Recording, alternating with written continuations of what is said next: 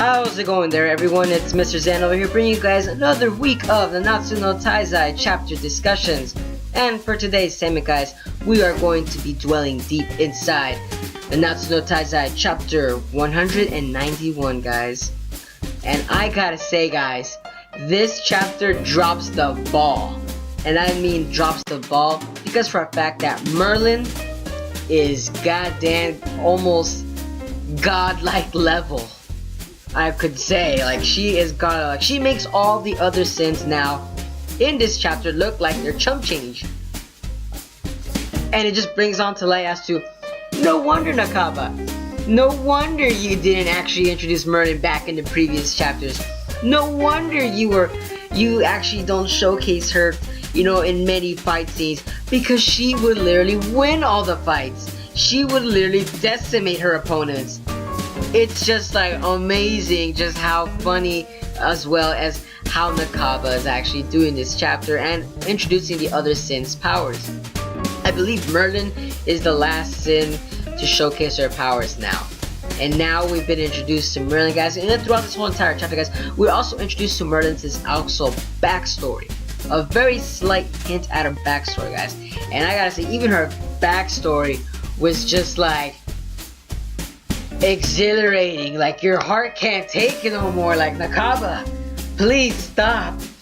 You're hurting us. We can't feel anymore. Woo! Because for a fact, guys, wow, Merlin in this chapter, she was, I would say, showcased very, very important because for a fact that, guys, dare I say it, Merlin is in fact, I personally think, in my honest opinion, one of the Demon King's daughters.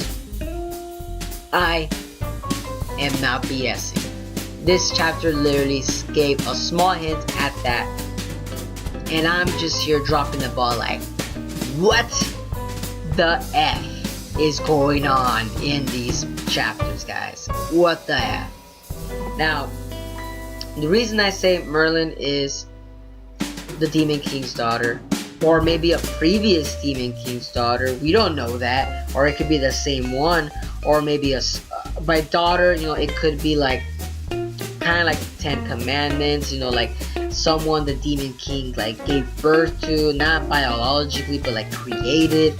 You know, gods themselves sometimes they don't biologically create freaking, I would say, people or goddesses themselves. You know, they sometimes just make it out there like they're so powerful, they're so omnipotent that, you know, they just create people just like, oh, you know, I want to create a woman. Let me meld the clay and the earth together to make this beautiful woman. There. You know, it's like that's what I mean by like daughter, you know. Like the Demon King must have created Merlin for a fact that, well, I don't know about that, you know, that reason right there, I'm not too sure why he created Merlin. But I do know for the fact that Merlin is the Demon King's daughter because of the name Belialin. I'm not too sure if I pronounced it right. Because if you take out the last syllable, I could say Belial. I believe that was Hebrew, or I know it's in some kind of scholarly. If you look it up in Google, it literally means basically the devil. It's basically, yeah, basically means the devil. And by the devil, you know, that means that it's the Demon King.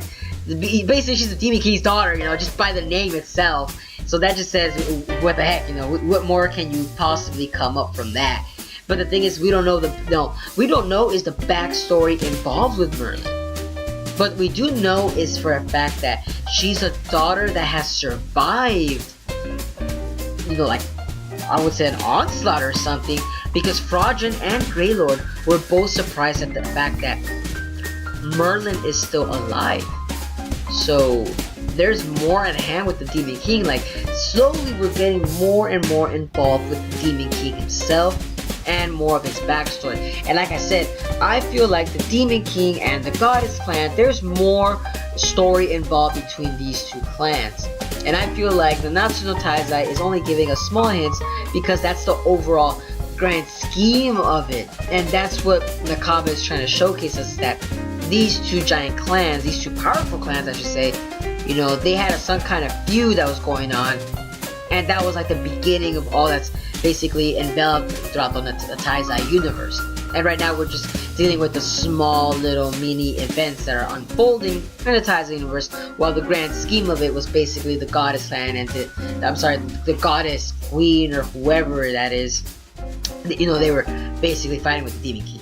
You know, that's what I'm like thinking right now, because for a fact that we're not too sure as to what happened in that kind of story itself. And even with I believe Montspiet and Derriere were kind of saying that, you know, you guys slaughtered our brethren. You know, the goddess clan was like basically, you know, there was no mercy showcased to the demon clan. Like, it's as if the demon clan was basically saying, you know, we're the victims here, we're not the ones that actually caused all this to happen. You know, that's what I was thinking, like, what the F is going on here, you know?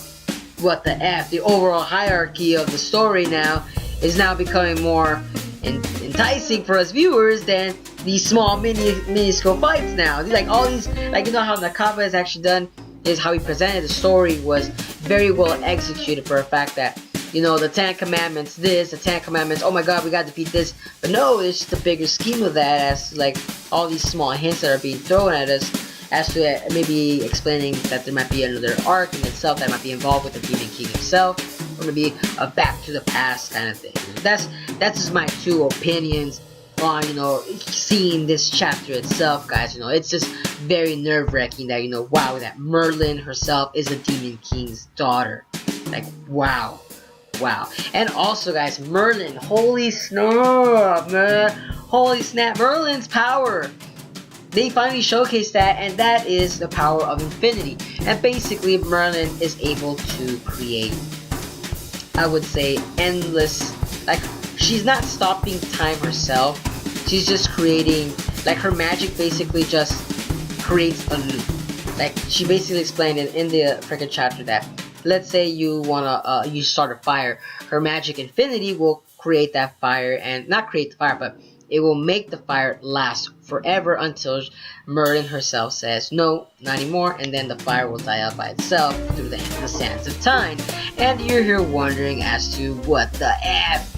Merlin is so overly powered, you know. But that was also, she was basically, I would say, Grey Lord's weakness, for a fact that Grey Lord couldn't then kill her, because in Grey Lord's thou shalt not die, I would say, sequence, her curse, you know, couldn't really work on Merlin. And Merlin herself was basically just laughing at the fact that, you know, yeah, you know, can't do nothing about me. But, you know, in this chapter, it kind of also went off just wondering, like, wait a minute, how did you escape Galen's curse? You know, you couldn't use that through the sands of time or anything. But yeah, I'm sorry for saying that. Yes, they did repeat that. It's because she's immune to the curses. I'm so sorry. Because she's the Demon King's daughter. There you go. Which kind of gave us, like, you know, another WTF. Like, what the heck, Merlin? You really are overpowered now. Like, you're basically, like, you're a god. You're not even a seventh. You're not even this part of the sin. You're a god. That's what you basically are. And you're basically, and also, you know, it kind of explains why, yeah, that she's a god. But, you know, even gods themselves, they don't have the power of predictability and knowledge as to what's really going to happen in the universe. And Merlin herself was explaining to herself in the chat, you know, which I loved her dialogue where she was showcasing herself, that, you know, there is so much vast information out in the universe that people are always learning and changing, you know. And with that in mind, you know, that humans, we have limited time. We have a limited time span, you know, and there's not enough time in the world to learn all that. And basically, Merlin is like the, I would say, like her sin, she is basically, I would say, her gluttony for her knowledge and power, you know, it's so intense that she actually made herself stop, you know, in the sands of time. Like, she's now basically going with the sands of time as long as it goes out, which kind of makes sense too with Merlin, is for a fact that how is she so knowledgeable in the arts of all the magics that so far that we've seen. You know, basically, I feel like Merlin is basically going to be the industrial revolution happening itself, and Merlin is disguised as a man or female. You know, we don't know. You know, we don't know what Merlin can do, you know, throughout this whole entire Taizai universe. Like I said, Merlin is basically very, very well thought out. But Grey Lord, and yes, guys, oh yes, Grey Lord, oh Lord, oh, this is so hilarious, guys. Poor Grey Lord. didn't survive this chapter. But folks, but that is the question. But I knew it. I knew that they couldn't kill Greylord. Because in my previous discussion, I actually stated for a fact that in order to stop Greylord, they basically had to, I would say, capture or captivate him or lure him. I don't know. They had to do it in a way that it doesn't kill him, but it makes him incapacitated by not being able to do nothing at all. And that's what Merlin did in this freaking chapter to stop Greylord. What the F? You know, like, wow, I knew it. I knew that's the only way to stop it. But because Merlin, you know, is so overly powered, she basically captured him and made him her own experiment. Which, by the way, that would actually make sense for the fact that now they could actually fight against the Grey Demons and the other demons. I would say the demons itself, because now she can actually use Greylord's blood or whatever she could get out of Greylord himself in order to use for scientific experiments, in order for the Sins to actually defeat the Demon King, or to help defeat the prophecy, you can kind of say. Which kind of goes along to say that basically Merlin is basically thinking, she's very thinking up ahead. You know, she's thinking way ahead of the game. You know, like, oh, you gotta love Merlin after this chapter, guys. You gotta love her.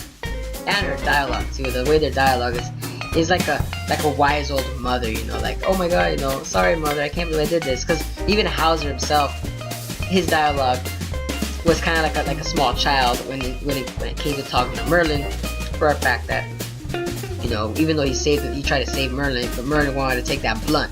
You know, like, it just goes to show that Merlin is really that powerful that she'd rather take a blunt of an attack in order to learn how this so-and-so person can do in order to fight off against, kind of like a bacteria, you know, like, oh, I got stung by a mosquito, I don't know what this bacteria could do, but I'm gonna study it.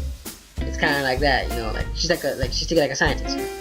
It's very, very entertaining, guys. Like I said, this chapter brought a lot of aspects onto what's gonna happen in the Taizai universe and Merlin himself, and which goes to show why Escanor then loves freaking Merlin.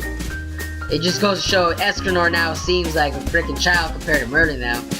Like, wow, you know, Escanor is like physical brute force, but Merlin is omnipotent and magically OP. You know, it's like that. You know, that's the way I see it. Like, that's the way I see these two, and it's very good. They would make a very cute couple, by the way.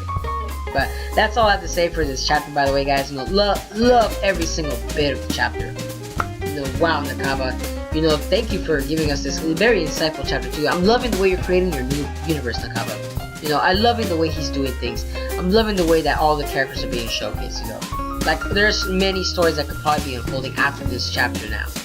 You know, it's just great to see it. You know, but Frodon is still alive in this chapter, because for a fact, you know, Frodon wasn't captured, so look out for Frodon in the next chapter, guys. So, wow.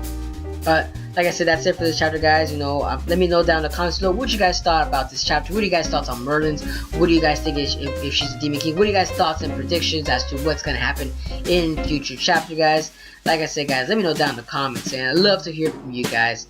And if you guys enjoy my content, guys, don't forget to give a like, comment, share, and subscribe to my channel. If you guys enjoy my content, don't forget to do that, guys, as I also do weekly Nanatsu no Taizai videos every time it comes out, every freaking, I believe it's every Monday, you know. But just let me get my work done, and I'll get to the chapter as quickly as I can. But as always, guys, have a wonderful day. But it's Mr. Zen signing out.